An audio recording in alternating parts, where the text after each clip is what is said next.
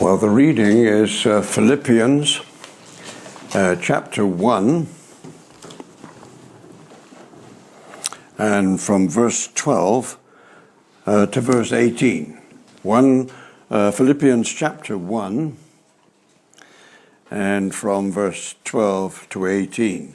Now I have a confession to make. Until this morning I was planning to come here and speak on this passage, and I had 2 points to make. The second point was the major point, the big point, and I chose hymns to fit in with the second point. The first point I think is important. It is to me anyway. Whether it's any use to you, well, we'll see. I hope so. But the hymns don't, strictly speaking, and I like to choose hymns that do go with what I'm saying, but the hymns, strictly speaking, don't fit this subject I have for you this morning. But I felt very strongly that I should just speak on the first topic. And when I come next time, if there is a next time, then I'll try and do the other topic. It may sound double Dutch to you, but all I'm explaining, if I hadn't said, it wouldn't have mattered much, but all it means is that the hymns we've had, Hail Thou Once Despised Jesus, Immortal Honours Rest on Jesus' Head, and so on, you might say, well, that wasn't much to do with the subject. In fact, the hymn that somebody chose just before we started had more to do with the subject. But that's the explanation. But I thought I wouldn't mess everybody about and change the hymns at this late stage. I didn't want to tax people too much, okay? Right, so let me just read these verses there. Philippians chapter 1 and verse 12. Now I want you to know, brothers, oh, by the way, Paul is in prison at this time in Rome. And he's in prison, as he will explain here, for the gospel's sake, for Christ's sake. Now, I want you to know, brothers, that what has happened to me has really served to advance the gospel. As a result of my imprisonment, he's saying, it has become clear throughout the whole palace guard, the soldiers, and to everyone else that I am in chains for Christ. Because of my chains, there's another blessing.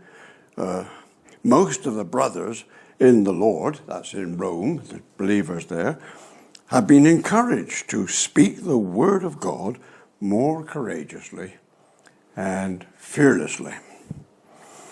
It is true that some preach Christ out of envy and rivalry, but others out of goodwill. The latter do so in love, knowing that I am put here for the defense of the gospel. The former preach Christ out of selfish ambition, not sincerely, supposing that they can stir up trouble for me while I'm in chains. But what does it matter?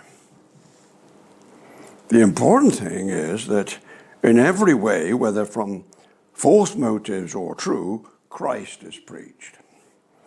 And because of this, I rejoice. Yes, and I will continue to rejoice. I'm going to break the reading there. Philippians chapter 1, verses 12 to 18. Now, what I'm saying this morning may not have any relevance for you, but I think it will, as a matter of fact. But it certainly has relevance for me. I need a good dose of what's in this passage. I suppose you take medication like I do. We used to put it on spoons and drink it, didn't we? Well, I need a good swig of this morning. And I need to learn it. Think about what I've just read to you. I put it to you that it's a very remarkable passage. It's staggering. I'm amazed when you read those. It's easy to read it, But when you think about what's going on with this man at this time, the fact that he can speak in this way, well, that staggers me. It takes me out of my comfort zone. It rebukes me, challenges me, it encourages me, but it sets before me a standard that I have not attained to. I'm not speaking to you this morning because I've attained and you haven't. I'm speaking to myself. I need to get somewhere near this man. I need to approach what this man can think and feel and say. Let's remind ourselves, he's in prison. Now, prison's bad enough. I've never been in prison myself. I've visited Warwick Castle and gone down to the dungeon, so I have seen something of what prisons can be like. Some of you will have done some visitation, I suppose, in prisons. Anyway, we've all seen it on films or television, or we read about it, so we have some idea. What it must be to lose your freedom. I've never lost my freedom in my life. I might feel I'm limited now. Well, I certainly do. I expect you feel that as we're getting older. We are limited. Things I used to do easily, I can't do. And that's frustrating. And, I see people, and young people, and I think not long ago I could do that. And that's a frustration for us. Well, for me, anyway. Now, this man is a preacher, too. Now, he can still speak. I suppose he speaks to his soldier jailers next to him. He's chained to them. Remember Peter, Acts 12, he was chained between two soldiers. And there'd be the other inmates in the jail. They didn't all have, nice comfy rooms with colour television in the corner and hot and cold here and everything else. It was a desperate kind of life. And he's cut off from preaching. What this must have meant for this man, I don't know. Now, perhaps most of you are not public preachers. But I heard that Lloyd Jones addressed the ministers, the preachers that he knew at one time in a meeting, and he said, "What will it be like for you when you can't preach anymore?" Now, that may not sound any warnings to you, but I know that. I'm getting towards the end of my public preaching, I think, and the loss that Samuel Rutherford, the Scottish preacher, when he was prevented from preaching as they were, talked about his dumb Sabbaths. I wouldn't use the word Sabbath, but he talked about his dumb Sabbaths. The frustration of not being able to go where you want, to do what you want, and to preach. And whatever your ministry was, whatever your labours were, you can't do it anymore. I mean, Bill with his radio work, cut off from it, whatever. What would this mean to us? What did it mean to him? I mean, he really felt it, I'm sure. I said just now about going into Warwick Castle. And as I said, I went down into the dungeons. Even to go into the dungeons, just as a goggler, just having a look was enough. The rusty cages on the wall where they hung up men. I remember one, it was called the Oubliette. It was Norman Castle, of course. 11th century, 12th century, I suppose. Oubliette, the forgettery. They put a man in there. There's a little confined space. They'd lock him in there and literally forget him. And they'd put him, that Oubliette was in, I won't describe it for you, you have to use your own imagination. It was in one of the most despicable places you could imagine that he could be. And that was his life for the last few days or whatever it was of his life. I don't want to digress too long on it, but I read about the gunpowder treason, the gunpowder plot, Guy Fawkes, Catesby and others. Now, Guy Fawkes was actually put to the rack. There was a rack in England. I dare say there's no one now, not one now. There was one rack in England, and that was in the Tower of London. It was illegal, but the rack would break men.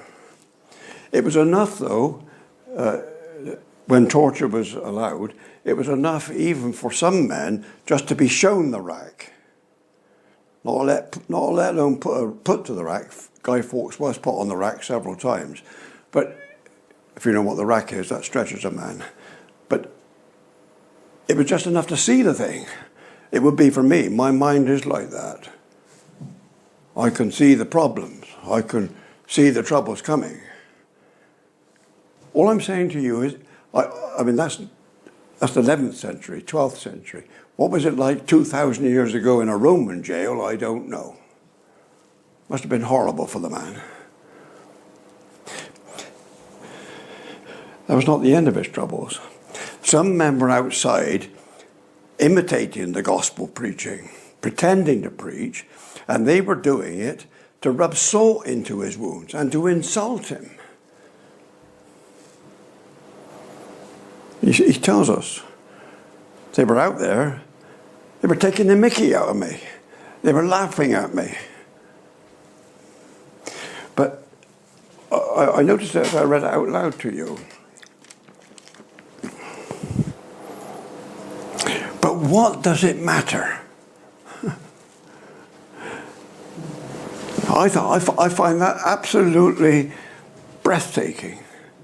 What does it matter? I'm suffering, I'm deprived, I'm cut off, whatever. But what does it matter? And twice he says it in verse 18, rejoice. Rejoice. This man is rejoicing in suffering. And it's a big capital R, rejoicing, and it's a big capital S too. He really is suffering. Now, I'm not suffering imprisonment. I'm not suffering this people taking the mickey out of me and all that kind of stuff. I'm not suffering what Paul did.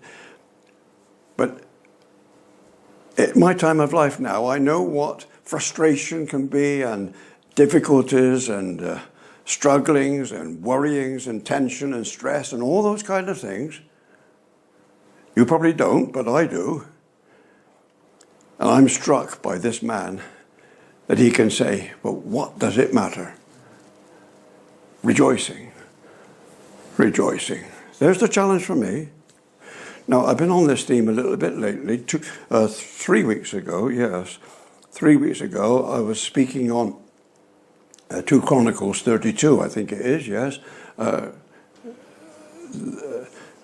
When Sennacherib was invading Judah, this is Assyria, and Assyria had wiped out the northern kingdom, Israel, and now they turned on Judah. And Hezekiah the king took some steps to defend the city, Jerusalem, but he also addressed the Jews. And the way he addressed them, I gave the title to the discourse was Battle in the Mind. He knew that he had to win the battle in the mind of the Jews, get them to think properly. If they didn't think properly, they'd be terrified. But he got them to think properly. One illustration I used, and it might ring a bell with some of you, was Winston Churchill on May the 13th in 1940, when he went to House of Commons for the first time as Prime Minister. He had enemies on the continent, Adolf Hitler facing the Channel, coming across. He had enemies in the cabinet, Chamberlain and Halifax, who would have appeased Hitler. And he had enemies behind him in the Conservative Party. They didn't cheer him when he came in. When he came in, it was a stony silence. But when Chamberlain came in, they, although they just chucked him out, they sang for "He's a jolly good fellow." But this man stood up, and you know his speech, what have I got to offer, and all that kind of stuff. You ask what our aim is. Our aim and so on. What is our policy? It is to wage war. And you ask him, what is our aim? I can tell you in one word, he said, victory. That's what he said, victory. Now, I think I can say, almost certainly, he didn't believe it.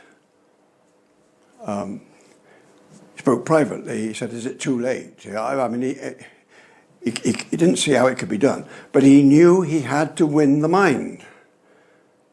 What I'm saying to you is, how can Paul face this suffering, face this trial, face this anxiety, face this stress, whatever it is that's coming into his life? How can he face it? And the answer is, he's thinking right. He's got his mind on the right thing. It's not the thing at all, actually. And that's battle in the mind, you see. A week ago, I was speaking on backbone for the timid.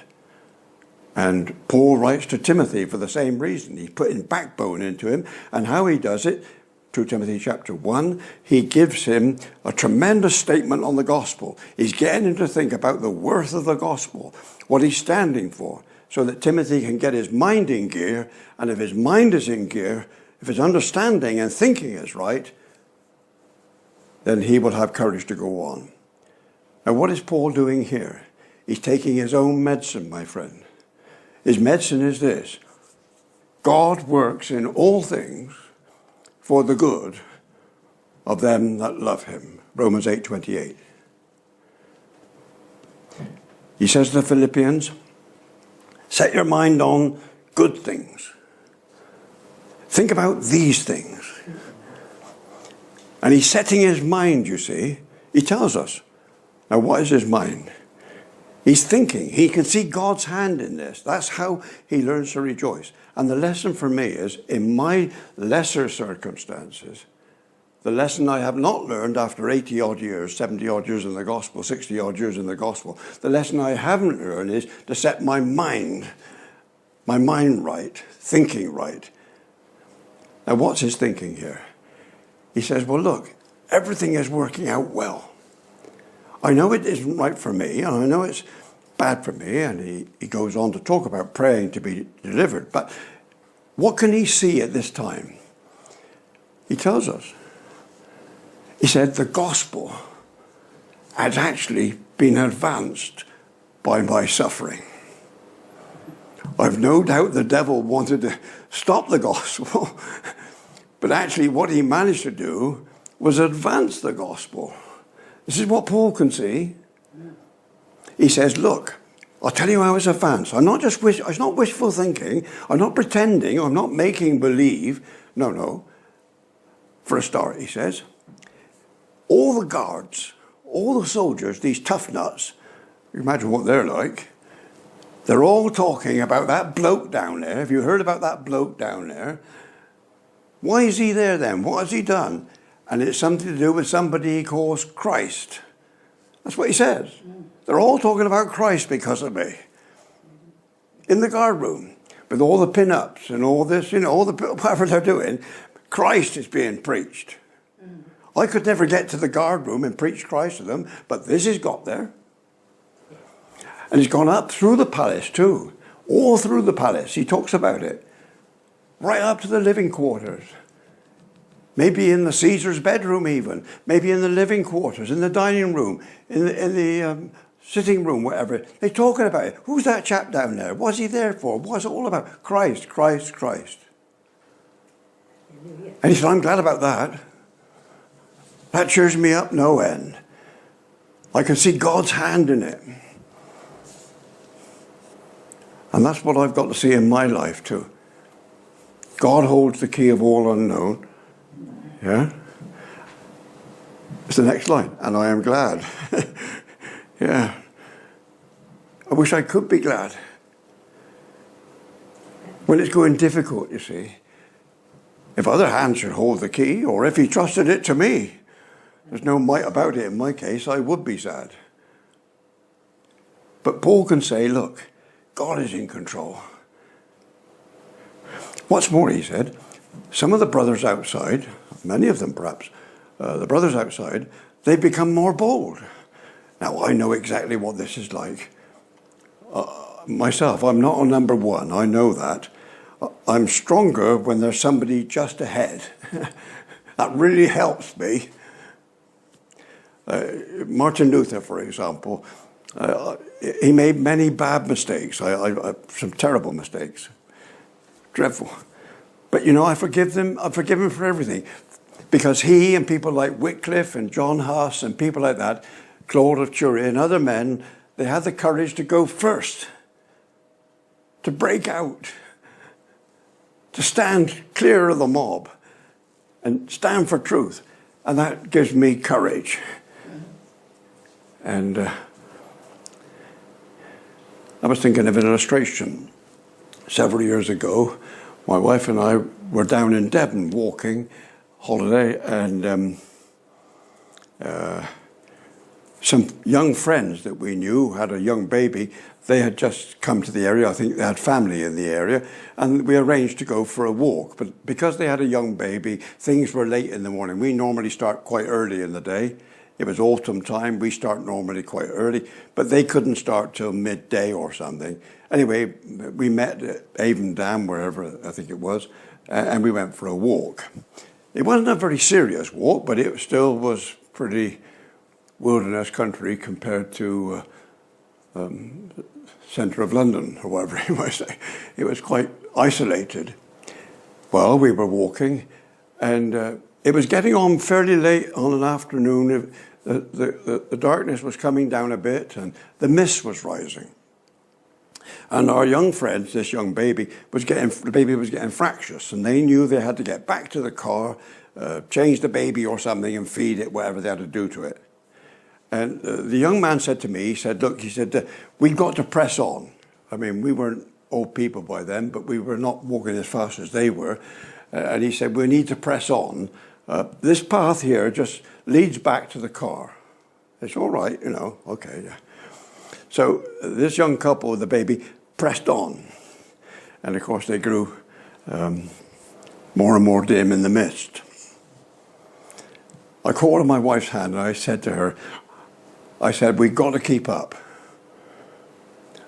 I said, the path is here, but I don't know if you know moorland paths. They can often just go out for a few yards and sheep tracks come in and you get lost and you don't know where you are. And I didn't know where I was. And I knew my only hope was to keep him in view. So I held her hand, and whatever it cost to our feet, however painful it was, we had to keep pressing on to keep him in view. Number two, you see, somebody ahead. And Paul says, look, they see me suffering and they think, well, we can do it then. If he's standing for the gospel and he's meeting this, then we're going to be bold. And Paul says, I rejoice in that because they're all preaching the gospel more boldly. Remember, he said to the Ephesians, pray for me. He said that when I preach, I won't be mealy-mouthed. I'll preach it boldly as I ought to preach. Ephesians chapter 6.